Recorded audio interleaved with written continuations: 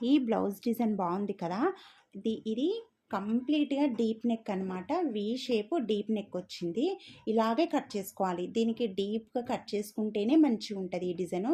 ఇలా డీప్‌గా వి షేప్‌లో అయితే కట్ చేసుకోండి నెక్ అయితే.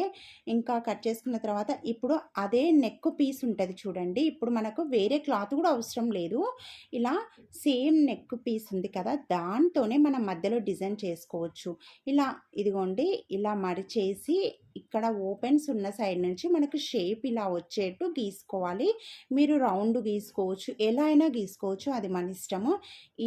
ఇప్పుడు మనకు కట్ చేసిన వీ నెక్ ఆ క్లాత్తోనే సేమ్ పీస్ అయినా పెట్టుకోవచ్చు, లేదంటే మనకు బ్లౌజ్లో ఏదైనా డిజైన్ వస్తే ఆ క్లాత్ కూడా తీసుకొని పెట్టుకోవచ్చు.